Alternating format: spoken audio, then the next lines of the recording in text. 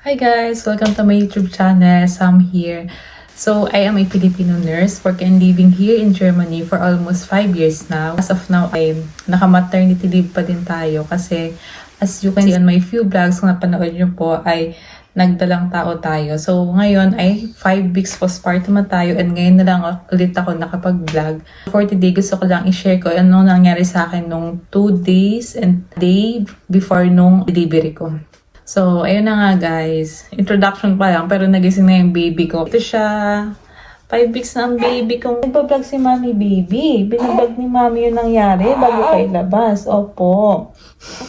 And ayun nga, nung May 7 ng umaga, okay naman ako. Nakatulog ako na maayos. Kasi may konting contractions. Pero irregular naman siya. Walang bleeding, walang blast and sprung. Tapos ayun na nga, medyo kinakabahan na ako. Baka mamaya umabot pa ng sa tagal yung pag-iintay ko sa natural labor. So, nanood ako ng mga videos, nag-research ako kung paano pa yung pwede kong gawin. So, sa pagbabasa ko, sa panonood ko, na-intriga ako dun sa Nelken tea, yung Nelken something, yung cloves ba? Wala namang Nelken tea dito sa bahay, pero naalala ko, may ginawa yung partner ko na Nelken oil. Kasi nilalagay namin sa balat namin, parang ginagawa namin siyang lotion o kaya pag may makate sa balat namin, ina-apply namin siya. So, naisip ko, baka pwedeng maging effective din yon kasi nandun din naman yung Nelken. So, ang ginawa ko dun sa Nelken oil, pinahid ko siya sa abdomen ko. So, massage ko yung abdomen ko. Tapos, pinahid ko siya sa talampakan ko. Tapos, ayun, mga mitags na naglabas lang ulit ako, nag-spatsire, nag-exercise, same exercise para din matuloy pa yung natural labor. Tapos siguro mga 1.5 hour din ako nasa labas. Tapos merienda. Tapos nagpahinga. So gigin Axin or na yon. Nag-dinner. Ayun nga, nakapag-vlog pa ako. Nakapag-record pa ako ng mga pregnancy journey ko dito. Tapos after nun, 7:30 ng gabi, nilinis ko lang yung body bunny namin. Nag-bathtub pa ako. So, guns and pant lahat. Nag-ayos ng sarili para matulog na ulit. So, parang nag-preserve talaga ako ng energy ko kasi alam kong anytime darating na yung mag-labor ako or kaya i-induce na ako. So, talagang pahinga lang ako. Hindi na ako gumagawa dito sa bahay. Buti na lang talaga sobrang supportive ng partner ko. Siya yung gumagawa dito. Nag-ain coffee, naglilinis. Kung may gusto akong kainin, siya yung gumagawa. Kaya sobrang thankful ako doon sa partner ko. Then, ayun, mga Swansigur, nag-ano lang ako, pregnancy tea. Nag-prepare din ako para makapahinga, makatulog, nag-yoga content. And then, ayun, alam niyo, nagpahid ulit ako ng Nelken oil. Minasage ko ulit yung chan ko. Tapos yung talampakan ko, nilagyan ko ulit siya. So, mga 1:30 AM, nagising ulit ako. Nag-CR ako, pag-check ko may pinkish discharge siya. So, ayun na nga, nakaupo na itong kasama ko. Nagkalig na siya, guys. Tapusin lang ni Mami, no? Tapos yun nga, mga 1:30 AM, nagising ako kasi hindi ako masyadong napakali sa pagtulog. Kasi nga meron na akong contractions. Tapos ayun, hanggang sa tuloy-tuloy na nga siya. Siguro sa loob ng isang oras, mga 3 to 4 contractions, ganyan. So medyo masakit na siya. Pain scale ko nga mga 5 to 6. Tapos syempre katabi ko yung partner ko, sabi nga niya, ang lakas ko daw huminga. Tulog ako, pero pag alam ko nagko-contract siya, nagigising ako. Tapos nag-deep breathing ako. Kasi nga para ma-relieve yung pain. Pinakuha ko pa nga siya nung Kern-Kisen kasi hindi na nga masyadong tolerable yung pain. So May 8, Eresh na termin plus 10 days na ako. So 80 plus 10 na ako. Talaga may termin na ako nun sa Chrysal. Nagpunta kami doon ng maaga. Pero habang nagpre-prepare ako ng sarili, talagang nagko-contract ko siya. Tapos inopen ko na yung contraction time application ko dito sa phone ko. So parang almost every 5 minutes na siya. So, regular contractions na siya. Pero nung una, parang denial pa ako na nag-labor na talaga ako kasi baka mamaya yun nga lang yung senkbehen or something. Opo. Pero guys, hindi ko masasabi na dahil sa Nelken oil na pinahid ko sa abdomen ko, kaya ako nagkaroon ng regular contractions. Ito ay based lang dun sa na-research ko at napanood ko at hindi ito nirecommend sa akin na midwife o kaya ng OB-GYN ko dito sa Germany. Posible rin naman kasi na talagang oras na para talagang mag-labor ako. Kaya ayaw kong sabihin na ang Nelken oil ang dahilan dahil wala naman akong kasiguraduhan. Shinare ko lang yung naging experience ko. So pero syempre individual pa din yung magiging epekto nito sa ating pagbubuntis. At then sabi ko pa dun sa partner ko kung kung okay lang kami maglakad. Kasi gusto ko talaga maglakad, gusto kong mag-exercise. Sabi niya, better daw wag na. So, nag-taxi na kami papunta doon. So, mga 5 minutes lang kami sa taxi. So, habang nasa loob ng taxi, tuloy-tuloy pa din yung contractions. Habang naglalakad ako, papunta dun sa Chrysler. Before kami pumunta, tinawagan ko na yung Chrysler. Sabi ko, anong oras po kami pwedeng pumunta? Sabi niya, mga alas 9 daw. Ayun, pagdating ko doon, as usual, CTG, check ng urine, ganyan. Tapos, after ng 30 minutes CTG, may contractions talaga siya naramdaman ko. Saka nakikita ko dun sa graph, dun sa monitor. Sabi nung midwife ko, oh, may contraction ka na, unswar, regular na. Sabi niya, gano'n, natuwa siya kasi yun talaga yung hinihintay. Para, kumbaga, hindi na ako i-induce. Sabi niya, very good, ganyan. So, dahil nga natuwa siya kasi may regular contractions na ako, ina-ina niya ako, pero close pa din. So, mahaba pa din daw talaga yung Gebermutter-Hals, tapos close pa din na nga talaga yung cervix ko. After niya nga ako i-IE, medyo madaming sumamang discharge, tas may blood din. So sabi niya, para makasure daw na hindi pa pumutok yung panubigan ko, gagawin daw niya nga yung acidity test or yung pH test. Ito nga is yung diagnostic test or tool para ma-check kung nag-rupture na ba yung membrane mo or pumutok na yung panubigan mo. Dito nga ay kukuha yung examiner o kaya yung midwife mo ng vaginal fluid. Sa case ko, in-insert nung midwife yung strip dun sa vaginal wall para kumuha ng vaginal fluid. Pero based on my research, dapat daw yung examiner is kukuha ng cotton swab para kumuha ng vaginal fluid. Kasi nga, yung strip na yon is medyo matigas, so pwede siya mag-cause ng discomfort o kaya ng mga scratches dun sa vaginal wall mo. Pero siguro, yun na nga yung practice nila dun sa hospital o kaya dun sa delivery room. So, ang ginawa na nga sa akin is yung strip mismo, yung pinahid dun sa vaginal wall ko. Honestly, medyo masakit nga siya, pero syempre, wala nang masasakit pa habang nag-labor ka, diba? So, yung brand ng strip na ginamit sa akin is M-Quant. Then, 2 to 5 seconds, may result na din siya. So, nag-iba yung color niya.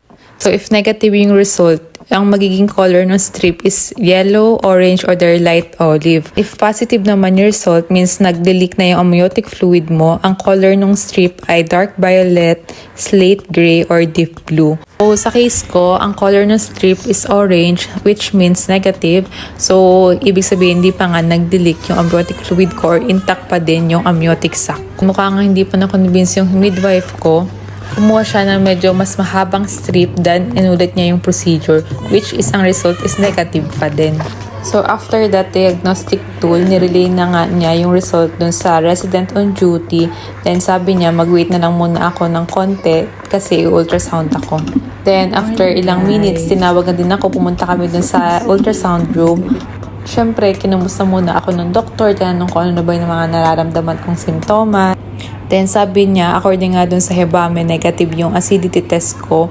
Pero meron tayong isang test na pwedeng gawin, which is yung ROM test. So unlike dun sa pH test nga na chine-check yung acidity or kaya yung alkalinity ng vaginal wall, ito namang ROM test na ito is chine-check yung presence ng protein dun sa vaginal wall mo, na yung protein na naman na yon ay present sa amniotic fluid mo. So pag nag-positive siya, ibig sabihin is pumutok na yung panubigan mo.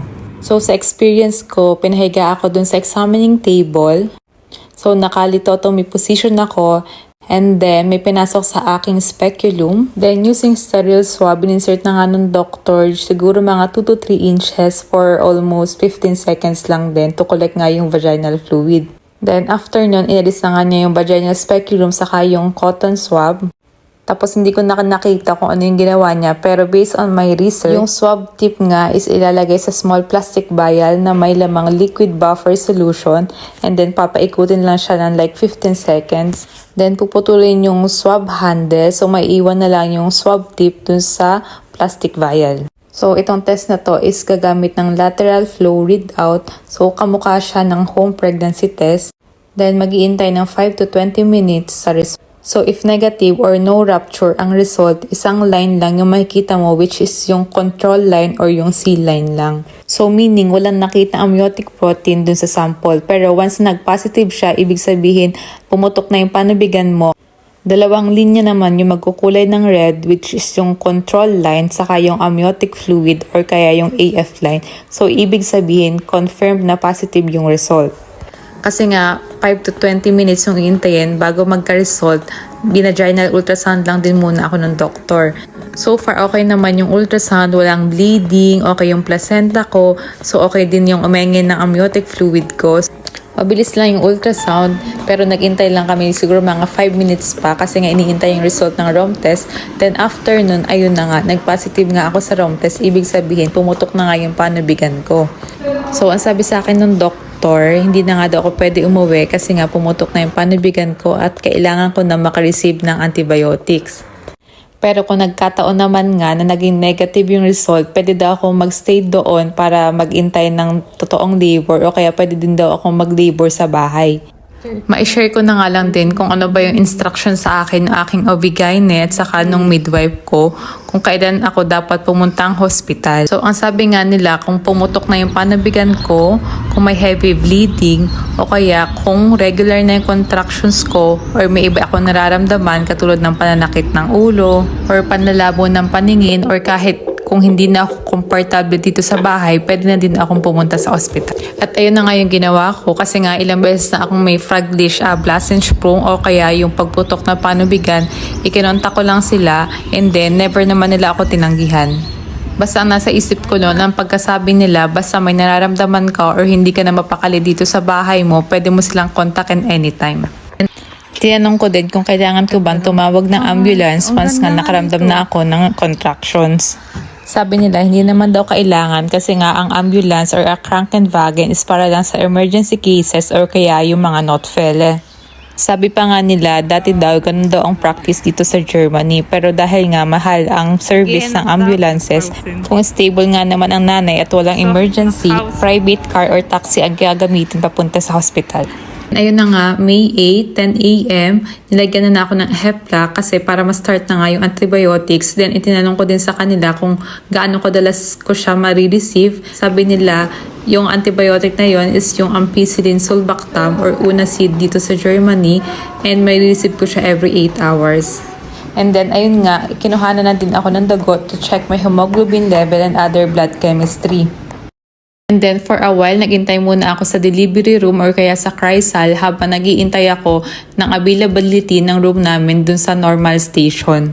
Then, ni-remind ko na din dun sa midwife about dun sa na-request naming family room. Kasi dito sa Germany guys, hindi allowed or hindi normal na nag-overnight ang Angehörige or ang relatives sa kwarto ng pasyente. So sa case ko nga na manganganak na ako, nag-decide talaga kami kumuha ng family room para naman nga 24/7 ay may kasama ako sa ospital. Pero yung family room guys is extra fee yun. Kumbaga hindi na siya i-cover ng Krankenkasse or ng insurance mo. Which is on our case or dito sa hospital na pinanganakan ko is 60 euro per night siya. So far, yun lang naman yung gusto kong i-share sa vlog na ito. At sa next vlog ko, i-share ko naman yung first day experience ko sa hospital. So hopefully may natutunan kayo at hindi ko nasayang yung oras nyo sa pakikinig or sa panonood. Kung may question man kayo or kung gusto nyong i-share yung experiences nyo na panganak dito sa Germany o kaya sa Pilipinas man, pwede nyo na lang isulat sa comment section or you can message me on my Instagram account. So again guys, thank you for watching and see you on the next one. Tschüss! Lang po. Nagugulat siya. Baby. Medyo tahimik na yung kalong-kalong. Opo. Gusto mo sumama sa vlog? I love you. Baby? Let's do off the vlog? Ha? Yes. Tapos let's do. Tapusin natin, mami, no? Babe ka, no? Ayoko na.